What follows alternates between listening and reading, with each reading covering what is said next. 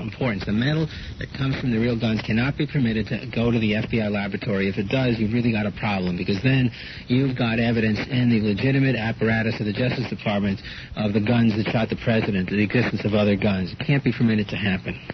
You describe, you quote from the autopsy report, the description by Dr. Humes of what he saw in the brain. Correct. Is back-to-front laceration? Yes, a back-to-front laceration in the brain. Now, you took, as you quoted, you took the description and you read it over the phone to a neurosurgeon and to a forensic pathologist. Yeah.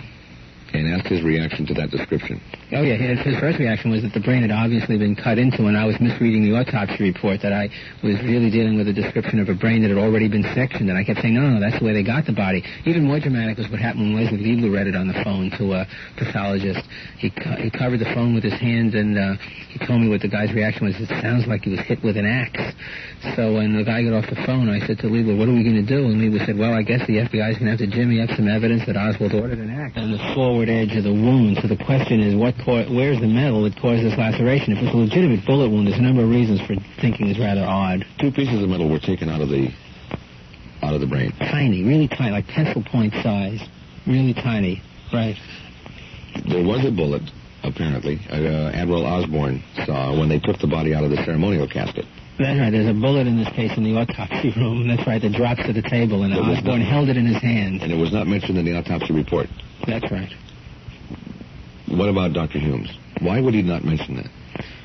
Well, I don't know about Dr. Humes or why he wouldn't mention that, but Osborne swears he held it in his hand, and Captain Stover, who's Humes' superior, says it was in the room that night. They told me that they thought it might have been brought up from Parkland Hospital, that it was found on a stretcher in Parkland and brought up to the room, which raises an interesting question about the journey of Bullet 399 from Dallas to the FBI laboratory, and whether it went by way of the Bethesda morgue. But the point is that the House Assassinations Committee, once again in their marvelous investigation, said that Admiral Osborne thought he saw the bullet. They conducted their investigation with Osborne over the telephone. They called him up, identified themselves, had a couple of telephone conversations, which is fine if, David Lifton is a freelance writer is conducting an investigation, but that's not the way you expect the government of the United States to use its watch line to conduct an investigation of a president's murder. Especially a formal investigation. A formal investigation, and then to conclude that he thought he saw it, and Osborne burst out at me on the phone. He says, hell, I held the bullet in my hand. I didn't think I saw it. Hi, this is Ed. You're on KEX with David Lifton. Yes, Ed, I'd like to thank you for a great show tonight. Well, thank David Lifton. Oh, well, I'd like to thank David, too. Thank you. I would like to ask David if he's ever heard of an author, Hugh C. MacDonald. Yes, I've heard of MacDonald. Yes, is MacDonald seem to be credible at all? Well, no, I never bought MacDonald's theories. In fact, I really, put him out of my mind so much that I couldn't give a fair narration of what his theory is. But it has something to do with meeting someone who knew the assassin or something like that. Well, he has quite a long line of impressive credentials, and that's the only reason I asked you the question. Impressive credentials and a credible story are sometimes two different things. Right. Also, was Gerald Ford a member of the... Yes, he was a member of the Warren Commission. That's correct. Okay, thank you very much. What was Ford's role on the Warren Commission? You've studied the 26 volumes. Well, Ford was one of the 7 members of the commission, and they would meet in executive session, and the different members would talk to one another about the investigation as it progressed. Those executive sessions are kind of interesting because some of the members appear to be more incisive in their thinking than others, and where would Gerald Ford fit in that? Oh, somewhere in the middle between, he wasn't the worst and he wasn't the best. I always thought McCloy was really sharp. He would ask the sort of questions that we Warren Report critics were asking back in December 63. I mean, some of the first-generation critics, expressing a certain curiosity, about where these shots struck from. And let's get Jackie Kennedy's testimony fast before she forgets. There were a lot of good things that came out of McCloy. But my memory doesn't serve me well right now in this program as to exactly what Ford did or didn't do, though he published an executive session transcript, which he wasn't supposed to, as Chapter 1 of his memoir. Not his memoir, Chapter 1 of the book, Portrait of an Assassin, about Lee Harvey Oswald's experiences on the commission. Hi, this is Ed. You're on KEX with David Lifton. Hi, good evening, Ed. David, before I ask my questions and make my comments, I was wondering, what are you doing in town tomorrow? Or where will you be? Oh, I don't know offhand. I could. I believe it includes a couple of radio interviews, and I think it includes AM Northwest with Jim Bosley tomorrow morning. That's correct. I have that information here. I could tell it to you later, but I don't have it. Okay, I was just wondering where we might find you tomorrow. That was my only... As I understand it, it's basically radio interviews. I'm not sure that we're going to be at a record bookstore. No, nothing like that. No. Okay. There'll be radio and television interviews. Oh, okay. I was just wanted to comment about Dr. Humes. He, after the autopsy, burned all of the records in his fireplace at home. He burned, that's right. Well, he burned certain draft notes or a preliminary report or something in his fireplace, and he filed a certificate as to the destruction of certain notes. And he said one of the reasons he did that was he was embarrassed as a host for some visiting dignitaries. He was embarrassed because the chair at Ford Theater apparently had what looked like bloodstains on the back of it. From Lincoln's assassination. Yeah. He didn't want... That's right. There's a question and he felt that it might not be proper to have bloodstains artifacts from the Kennedy assassination sitting around. Well, I was going to say that normally when you destroy evidence like that, you get taken to task, and in his case, of course, he was promoted and went on from there. The other question I have is I was wondering if anywhere in your research that you have come up with any credible evidence as to the purpose of the Umbrella Man. Well, I accept the House Assassinations Committee on that point. When the Umbrella Man, for the listeners, is a fellow who had an umbrella displayed at the side of the curb. He was standing there with an umbrella with broad sunshine out, and he had this umbrella in his hand, and a lot of the Warren Report critics saw this in the background of a movie film and thought, well, he must be part of the assassination plot. I used to joke that if the Warren Commission had investigated this matter, they would have said that the reason he had this man was appearing with an umbrella, that it was only raining on him. But as a matter of fact, the House Assassinations Committee, to their credit, actually found this man. I should say the critics found the man and brought him to the attention of the House Assassinations Committee. And I believe their explanation, and I believe him. He says that he was a foe of Kennedy politically, and that the umbrella symbolized appeasement. He's from the generation of Joseph Kennedy, Kennedy's father. And as you may know, Joseph Kennedy was ambassador to Great Britain and beginning of World War II. And that he was for a policy, an isolationist policy, and one of appeasement. And the result of that was that the famous umbrella became the symbol of the Munich agreements. Anyway, it does hang together, and I do accept their explanation. Why do you saw the umbrella man in the picture? Well, he's in a number of pictures. Yeah, he's in a number of things, and he raised his umbrella just as the right. Kennedy car approached him, and there apparently wasn't any real reason for him to do so. Well, let me tell you something. There are real coincidences in life, and I think this is one of the real ones in this case, because the man is identified, and there seems nothing sinister about him, and I don't think there's any connection between him and any kind of a plot or anything like that at all. How about dual Oswalds in the Dallas area before the assassination?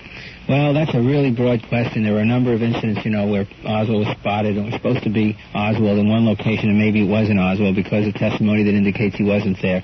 There are several interpretations of that evidence. One is that he's being impersonated. I really, again, tend to the innocent one, that Oswald, if he was really manipulated and maneuvered in this affair, may have been involved in certain activities, and somebody doesn't want to admit they're with him after the fact, and what results is a split record where he's supposed to be in one place and somebody says he's not. There are there's a British author who's trying to get Oswald's body exhumed to see if it is Oswald's body. His ex-wife, Marina, former wife, Marina, his widow, has agreed to that, but his brother is fighting that. Right. I wish they'd exhumed the body, because I think it would prove nothing else that it's Lee Harvey Oswald. And get that one behind us. It might be Jimmy Hoffa or Judge Hoover. You never know. Hi, this is Ed. You're on KEX with David Lifton. Hi, my question concerns the film of President Kennedy's assassination. Now, the film shows a definite violent backward movement of his head at the time of the impact of the bullet. To me, this is conclusive evidence that he was shot from the front.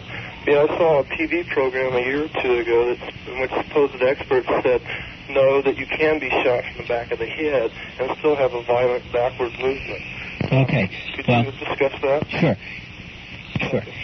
If the president was shot from the rear, and let's say enough of his head went forward, fragments went forward, and carried enough of the momentum of the bullet forward. In other words, if enough fragments went forward fast enough, those are two big assumptions, but if that happened, it would be possible for the head to go backwards. The problem with that is that in this case, the evidence indicates that the back of the president's head was blown off and went to the rear. In other words, the medical evidence in this case does not support that purely hypothetical explanation to what might happen in the world of if. What did happen in this case, according to the Dallas medical evidence, which if the body was altered is the only evidence that's really credible, is that the back of the head was blown off. It's a piece of the occipital bone which was found on the lawn in Dealey Plaza, according to the doctor who examined it in Dallas, and it was the back of the head that had the hole, and it was the back of the head that Jackie's reaching for. Where is the occipital bone? The occipital bone is at the bottom of the back of the head. It's sort of in the area that if you rested your head on the in a bathtub, right on the back, it's that little area back there. And right near the bony. The bony. That's right. The bony bump at the back of your head is sort of, I'd say roughly, I think it's about halfway up the occipital bone, which it goes a little higher than that. But it's the bottom of the back of the head essentially, and it forms a portion of the base of the skull. Okay. Thank you. Now, you do bring up a point. So you mentioned chain of evidence, chain of possession of evidence. You do bring up a point that perhaps that Zapruder film may have been slightly doctored. There are a couple of instances where there were some splices, but you say that the original film may have been doctored. Yes, this is a very interesting... the Zapruder film of the Kennedy assassination can only capture a certain amount of information. It's a little 8mm frame. But the information... I've had an opportunity to view really clear pictures of the Zapruder film. And it's my opinion, based on my eyeballing of it. Now, I haven't had access to the original. And so a final judgment as far as I would like to see that original film. But the actual wounds shown are sort of Bethesda-type wounds, you know. And it's very strange because if the question is, why doesn't the Zapruder film show the wound at the rear of the head that all the Dallas doctors saw? Why does it show it clearly? Some critics say they think they see it there, and again, some of this is subject to interpretation. But it's my personal opinion, and I put this in the book, in a long footnote at the end, because I wanted to deal with the film. I don't think it's possible to alter President Kennedy's body without altering the Zapruder film. I mean, that's just a conclusion I've come to, because you either do both or you do neither. You can't do one and not the other. And there's evidence the film was at the CIA on the night of the assassination. This came out under the Freedom of Information Act. These documents were discovered by Paul Hoke in San Francisco, and he made them available to me. And I think it's really dynamite evidence. And we showed the frames of the Zapruder film blown up to some of the Dallas doctors, and one of them wrote a letter which we published in the book that these are not the wounds they saw. They think that the stuff on the Zapruder film is just an artifact of photography, but it isn't. I mean, something's wrong with that. Something odd about the Zapruder film. That film was processed that day by a commercial laboratory in Dallas. Now, at that point, it's okay. Supposedly. It came back to the Zapruder family. Well, it goes to as a matter of fact, 3 copies were made immediately, and these exposed cassettes are given to the United States Secret Service. The copies of the film go to the Secret Service. And they made 3 copies. Or they made... Well, no, what we have is evidence that the National Photo Interpretation Center in Washington processed... got a copy of the Zapruder film, or maybe the original, and there's an order there. They have tabulations and charts when the film is not even numbered yet, and there's a copy that says print is exposing an optical negative and making 3 prints, which is exactly the number made in Dallas. And that would be just one hell of a coincidence if nothing odd was going on here. I'd like to know who at NPIC, which is the shorthand for the National Photo Interpretation Center, who at NPIC had the film. NPIC has sophisticated photo equipment. They have what will be essential to modifying this film, which would be an optical printer. Hi, this is Ed. You're on KEX with David Lifton. Yes, Ed? Yes. I have a question for your guest. Go right ahead. Okay. My question deals not with your present theory on how Kennedy was assassinated, but one theory that I have formulated from a TV show that I've watched, based on fact, I believe, was that Kennedy was assassinated because of a few minor details, being that Castro had indirectly or directly, I don't know how, involved with Kennedy's assassination, being that he and his brother, Kennedy brothers, had some problems with mafia, and when that occurred, I guess when Jimmy Hoffa was given some problems, because of them. They were called on some sort of committee investigation in 1960, I believe. I'm sure there are a number of ideas about why it happened. David really does not address that in the book. It's not a whodunit or why it was done, but how it was done. That's right. We might have 7 different people who have the motive for a crime, but the facts indicate that the crime in this case took place by altering the body. And so that, really becomes more important than who might have done it. We have this is how it was done. Someone altered the body. In essence, that's as big a crime as the actual assassination, right? That's right. In legal language, to put it mildly, it's an obstruction of justice because the body's evidence and someone's phoning the evidence. Hi, this is Ed. You're on KEX with David Lifton. Hi, I have 2 questions for David, and then I'll hang up. Okay. The first one, is there any evidence, or was there any evidence linking Oswald's gun with the crime?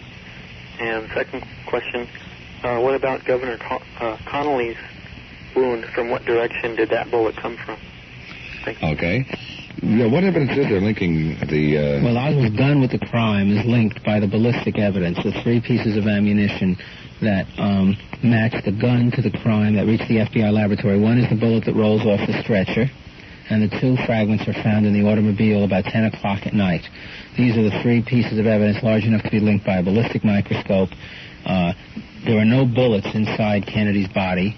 There were no bullets, as a matter of fact, inside Connolly's body, which we can get to in a minute.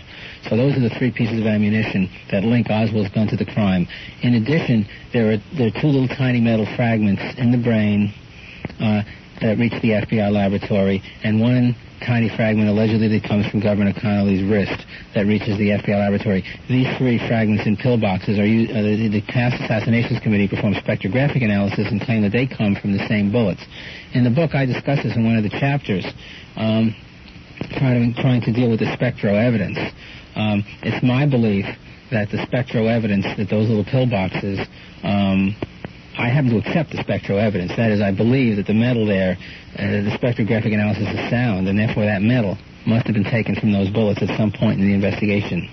I don't know when that happened. Whether it came from the body, whether the metal came was planted. Well, there's a whole. That's right. There's a whole. I don't understand necessarily. I view that from the standpoint of the FBI laboratory. That at some point those pillboxes got diddled with because why? Well, because there's problems with the receipts for the evidence. There's problems with the receipts. There was a receipt issued in the autopsy room. FBI just renewal for a bullet removed from the body. These irregularities in the receipts. The exact wording on that receipt was receipt for 1 missile. That's right. And that apparently was the bullet that Admiral Osborne held. That's right. Yet they claim that's a receipt for the 2 slivers. Exactly, for the slivers in the brain. There's irregularities in the handling of that evidence, but we can't deny that those little tiny pieces of metal match to the bullet spectrographically. And so, on the one hand, we have evidence the body was altered to do all these things, like as I've indicated, to change the diagram of the shooting, pave the way for planting ammunition. Then we have these little fragments that reached the FBI laboratory and years later were tested in 1977, 8, 9 by the House Assassinations Committee and linked to those macroscopic bullets. The fellow asked a question about Connolly's shooting. I don't know the complete answer to that, but Connolly's body was bulletless, like Kennedy's body, and I don't know what happened there. They claimed, though, that 1 bullet caused 7 wounds. That's right. They took the Kennedy trajectory. The commission took the Kennedy trajectory through the neck and said it's the bullet that went on and struck Connolly. But there were very serious irregularities with Connolly's medical treatment, and one of the most blatant is that a doctor was on TV at 3 in the afternoon saying the bullet is still in his leg, and yet there was no bullet found in Connolly's leg. And so that's Dr. Shaw who made that statement, and I've seen videotapes of that. It's very impressive. The question of whether the medical and ballistic evidence in the Connolly area was fudged at all is, to me, a very important question, and certainly if Dr. Shaw's statement can be believed. We're talking with David Lifton. Best Evidence is the name of the book. It's a lot of book, a lot of information, fascinating, in great detail. It takes a lot of time to read it, and it took you 15 years to research it. That's true. Put it all in there. Hi, this is Ed. You're on KEX with David Lifton. Hello. With listening to the program, it was really interesting to hear the discrepancy between the wounds in the head, whether it was in the right temple or the left temple.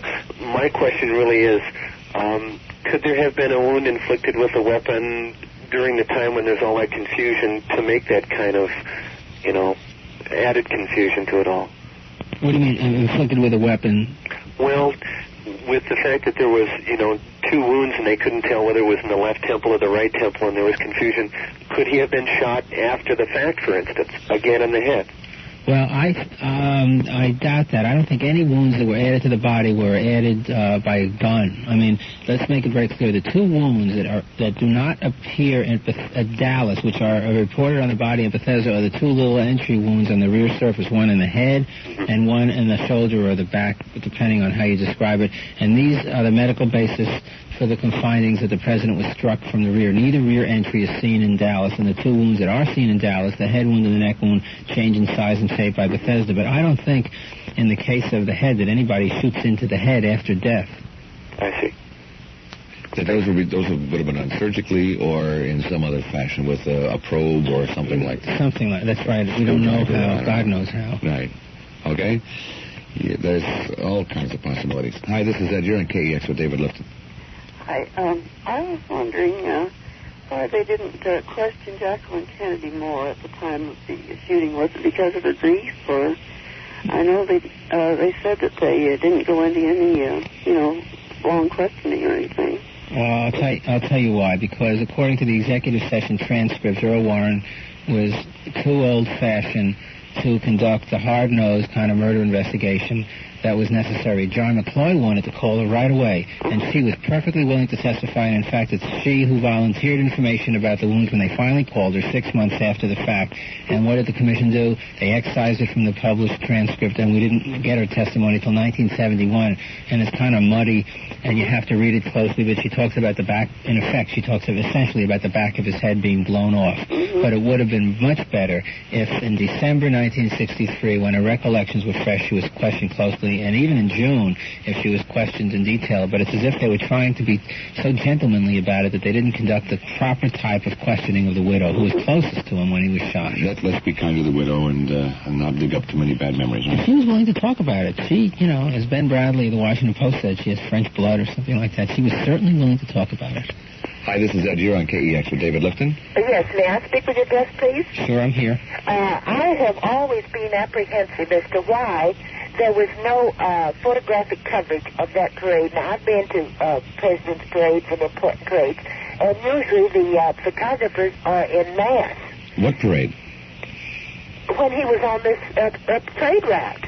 Well, there was some coverage. Well, I think what she means is... in Dallas. Yeah, I think what you mean is that there was the camera car, which usually has the photographers right near the president, and in this particular case was put back in the motorcade somewhere else. Is that what you mean? Well, no, that too, but what I couldn't understand is as you go along the route, there are always photographers. Now, like the parade of the hostages, you see just gobs of police, and they're pushing back newspaper and the press and the photographers. Well, for your information, there were quite a few amateur photographers there, and a whole movie film has been made of the combined sequence of their footage. No, I'm not talking about that. I'm talking about the press and radio and television and... Well, they were all in a few camera cars that were more further to the rear in this motorcade than was no one more... along the line at all? Well, this wasn't a parade. This was a motorcade to a political appearance. That's right, and that's right. And what was really unusual in this case was the fact that the camera cars were further back in the motorcade than they normally were. It seems to me that the cameras were kind of controlled. Well, the chief evidence for that allegation is the fact that in this case the camera cars were further back in the motorcade than is normal. That's what I mean, and no matter whether he was just going to an important meeting, he was out in the public, and wherever he appeared, it was, news and pictures were taken as a rule, but there were no official photographs at all. Well, there were none, but they weren't. The camera cars certainly weren't close the way they should have been. I think that even today you'll realize that not every minute or every hour of a president's movements is photographed 100%. There are always going to be those times when they're en route from one place to another, and there's not ever total coverage of everything they do. Hi, this is Ed. You're on KEX. Time for one quick question. Okay. Yeah, David, this is concerning something I wanted to lay to rest, if I could. I don't know. Concerning the people who were witnesses, either who saw him assassinated at the time or who were connected with people, concerning assassination. I had read in a book called The Assassination Tapes and other places that these people who were good witnesses have been disappearing in hunting accidents and things like this, and I didn't know if it was true or if it was just hearsay or if there was anything to that. Well, I don't subscribe to the theory that there's a conspiracy knocking off the witnesses, and I should point out that if we wait long enough, everybody, of course, connected with this will be dead. But I'm sure there have been some suspicious deaths, but the notion of getting them all together and pyramiding these probabilities and coming up with this number of 1 million or 1 billion to 1 is just false mathematics. I told that, for example, to the people who made the movie Executive Action, and they ran through that whole line of reasoning again. And this is not to say that there might not be, some peculiar death here and there, but I'm trying to say is that this notion of saying it's 1 million to 1 that everybody has died, that's just nonsense. Do you think we'll ever get the answer? I'm optimistic about the fact that we may get the answer to the how done it, because I'll tell you something, if the Reagan administration, and you have Schweiker, was on the Schweiker-Hart subcommittee of the Church Committee, he looked into this, he has a personal interest in it. If the Reagan administration convenes a new investigation, if they have a special prosecutor, just some guy in the Justice Department with a few FBI agents to take depositions of the Secret Service agents in this case, and if they turn up the Secret Service version of this two-casket story, that's just going to be a gigantic leap forward. And I think that can be done for very minimal cost. David, we're out of time. We've had 2 fascinating hours, and I spent many hours reading your book. I know you didn't want to keep me up nights all week, but that's what happened. I hope we get some answers. I think you've raised some interesting questions. To me, the most important at this point is why the Warren Commission did not go into depth in some areas, and why the Assassination Committee did not. We need some answers to those questions, too. Right. Thank you for asking the questions. Thank you for being here, and look forward to hearing you on Larry King Friday night. Thank you, sir. See you tomorrow morning on the Bosley Show. You'll have fun there. Jim's a nice guy. And, you're going to be busy for a couple of weeks with this. That's right. David Lifton, Best Evidence. If you're fascinated by the whole Kennedy experience, most of us went through it. For those who didn't go through it, it gives a lot of information about what was going on in 1963. Fascinating. Be back with me. Hi, this is Ed. You're on KEX. Hi, Ed. How are you tonight? Oh, pretty good. It's kind of a little cold, but not too bad. I tried to get you when you had your guest on, I tried several times, and I was cut off or something. The phone just went dead, or the line went dead. I don't know what was wrong. Well, this equipment has added a new dimension to our lives. Pardon me? This system has added a new dimension to our lives that sometimes does things arbitrarily. Anyway, what was on your mind? Well, I wanted to say a little bit say just a little something about the assassination of President Kennedy. That's what you're talking about, isn't it? Yes. Now, I think there's just one person that really knows about the cause of his death, and that's his wife. I've been keeping track. I kept track of that pretty good, and I think she's the only one that really knows who killed him. Do you agree with that, no. Ed? No, I don't. I don't think Jackie has any real idea. Well, I don't know. I heard that. I've been hearing that quite a bit on different. I've heard that several different times on different programs a long time ago. Off and on different. You know what I mean? I think all that Jacqueline Onassis Kennedy, now another name. Jacqueline Kennedy Onassis. I think basically what Jacqueline knows about it is what happened that day while she was riding in the car with him, and he was shot. To say that she probably has some idea why and how, I think it's really stretching the point. And I heard that there's some papers that were supposed to be turned in at the White House after his death, and they were supposed to be. You heard that, didn't you? What papers? Some kind of a document or something. They're supposed to release those papers after a certain few years, and then they'd tell about what killed him. You know what I mean? No. You heard about that, What happened was... Did you hear about that, Ed? Yes. What happened was the autopsy slides, X-rays, film, and the brain were turned over to the Kennedy family, and in 1966, the Kennedy family turned those over to the archives with a proviso that they be sealed for 5 years. At the end of those 5 years, the Kennedy family released those documents to forensic pathologists, doctors who would apply individually to the Kennedy family for permission. They go to the Kennedy lawyer for permission to view those and analyze them. That was done. They were released to pathologists and doctors in 1971 after a 5-year delay. That was well documented, and that's all been talked about. We talked about that here. There's nothing new there. There are an awful lot of people who have turned into, well, what's a good word? Kennedy assassination aficionados. Is that a good way to put it? Civilian experts, if you will. students of the assassination. Good way to put it. People who have studied everything very carefully. I said earlier, and I want to stress that I did not read a lot of the early books. I did not read Manchester's Death of a President. I did not read Rush to Judgment. I didn't want to rush into something. This is the first book that I've read on the Kennedy assassination. So there are a lot of the claims, a lot of the theories, and I read the newspaper stories as we went along about the Garrison investigation in New Orleans. I personally thought Garrison was about 2 cookies short of a dozen, but at least he was doing something. There was a lot of good testimony came out of those investigations and the trial that Garrison had. I thought that some of his reasoning for having that investigation was a little strange. But I followed the newspaper reports of that. I followed the newspaper reports of the House Committee and Assassination Committee investigations. But there are a lot of the things I didn't want to read at that point. Perhaps if I had, I'd have gotten as involved as David Lifton and some of the other people did. Because there's still some unanswered questions. David asked some of them. The other questions about why Lee Harvey Oswald?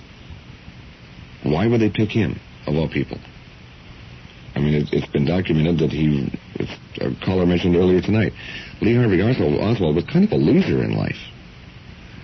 He really was. The stories that he was a marksman in Marines were pretty well refuted by those who were down the line with him. They admitted that when they were on the firing line, there was a red flag that would wave if they missed the target. And they said the red flag waved a lot around Lee Harvey Oswald's target, that he wasn't that good a marksman. Why him? Those are some other questions that were not addressed by David Lifton, because basically he's become an expert on the medical evidence. The medical evidence, especially being the body and the autopsies, etc. But there were some other questions about the Secret Service and why they did things. They were apparently in possession of the casket and the body the entire time. So if anything happened, they may have been involved. Did they act out of conspiracy? Did they act because they felt perhaps they were doing what was correct for security? Remember, that was a time when we all believed in national security and the government, and what the government said and did was completely right and proper. And there are times when we do have the right and responsibility to question some of the things the government does. And that's, I think, when we started to ask some questions about who, what, why, when, and where. I think that's healthy. Hi, this is Ed. You're on KEX. Yes, Ed. I have been following the Kennedy report for a long time, not knowing just exactly what to believe. I listen a lot to the California station at night. Late night host has had a woman that has devoted her life practically to investigating this. And one of the questions that people will pose after she's been on, or after they have talked to the host in San Francisco, that poses a question to me, and no one's ever successfully answered, is if there are people involved in this, and as many people as would have to be, like now your guest, David, suggested about the 2 coffins. And no, that wasn't a suggestion. He has evidence to. All right, the 2 coffins and the helicopters. How does one keep that number of people all these years silent? If there's got to be all these people involved, certainly if there was some sort of a conspiracy. Now, this is a question that boggles my mind, and I have my doubts about the Warren report and everything, as David has, and as the lady in San Francisco. But this question keeps coming up, and no one has ever successfully answered it. And David explained that tonight, a good part of that at any rate, and that is the verbal order followed by a written order to the people who were in the autopsy room, who were ordered to not say anything. They were ordered to be silent on the grounds that if they did not, they were subject to court-martial. This is documented. In fact, he has a copy of the order. This order was only rescinded I believe it was 1977, when the House Assassinations Committee wanted to speak to the people there. They would not speak to anybody until that order was rescinded by the Department of Defense.